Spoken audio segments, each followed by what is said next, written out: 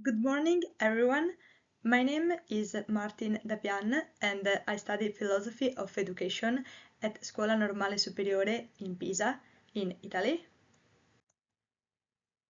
The Scuola Normale Superiore is a somewhat peculiar institution in Italy. Uh, it was founded by Napoleon, and it is the twin sister of École Normale Supérieure in Paris. And we are a small cohort of students and many professors, but also we have quite demanding requirements.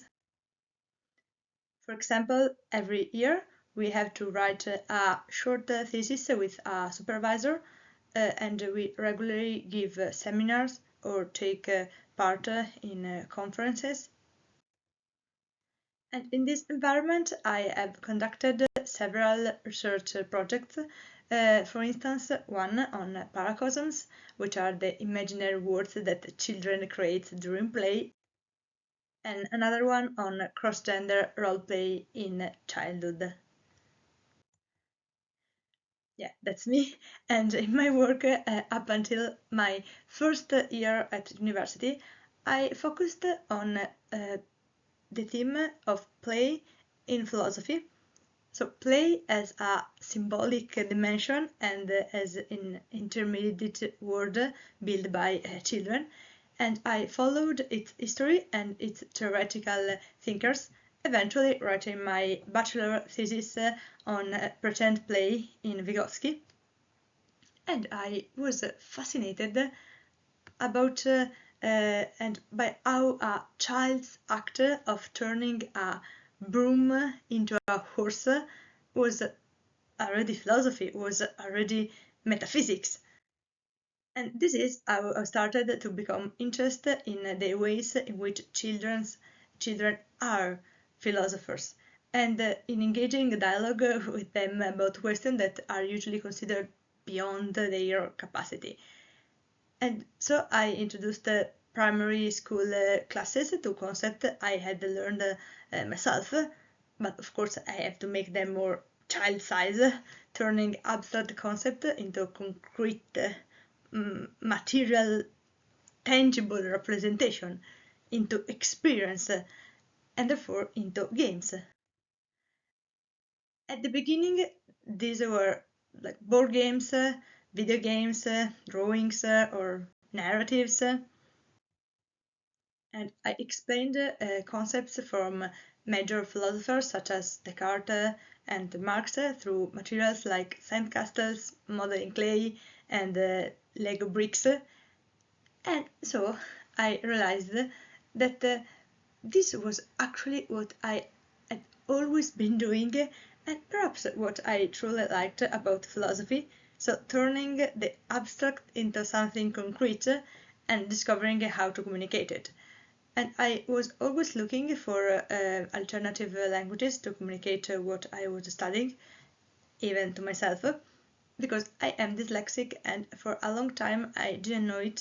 And so I always invented compensatory strategies, believing that they were simple ways to make studying more enjoyable. For instance, I studied Nietzsche using argumentative and alternative communication cards that I have created specifically for this purpose, and Kant through drawings and songs.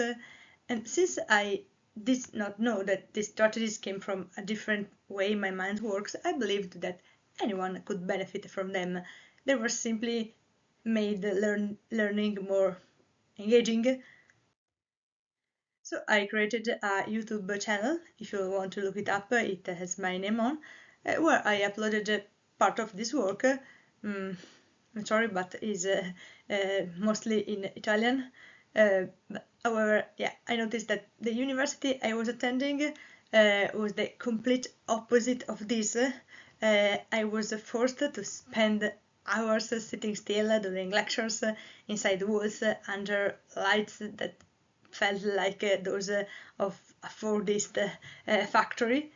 And so I started to become interested in learning spaces and strategies that were truly engaging, that involve involves the senses as well as the intellect. But was this really possible when studying philosophy? I began to see my own body as a metaphor for what I wanted to express, and my senses, all of them, as a tool for learning.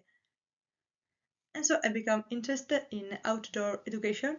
I interviewed the children in this forest school, and I have conducted a study there, and I gave a talk there, and I also become interested in situated learning and what could convey embodied knowledge better than theater. Theater, of course. So I took part as an actor in some philosophy-related events with young people, and but above all, I wanted them to use their own body to materialize a concept rather than just being passive. So I wrote a theatrical text for children that were adaptation of important works of philosophy, such as Galileo's Dialogue, or mm, the other one is from Kierkegaard. Now, a small personal story.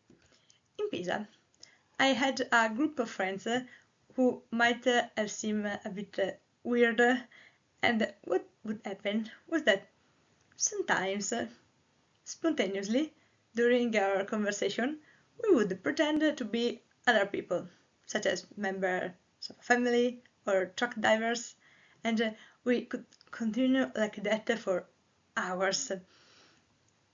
I was fascinated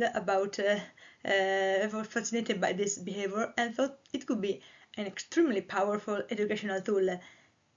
And one day, one of our friends discovered that what we were doing was called LARP. It existed and that it had a long story.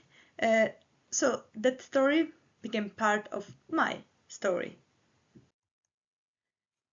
This way, I developed EduLARP in philosophy for primary school children, and the two most important ones were held as public events in city squares.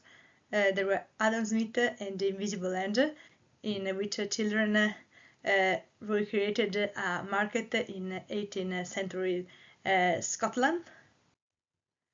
And the most recent one, Investigate Freud, was a detective role-playing game in which children were criminal psychologists who had to enter the tunnels of the suspect's unconscious mind in order to discover the culprit.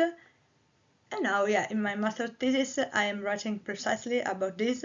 So I investigate the transition from children's sociodramatic play to its didactic application as a laboratory for creativity and identity.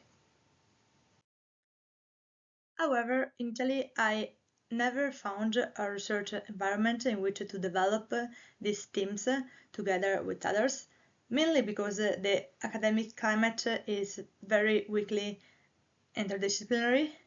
So this is why I'm going abroad.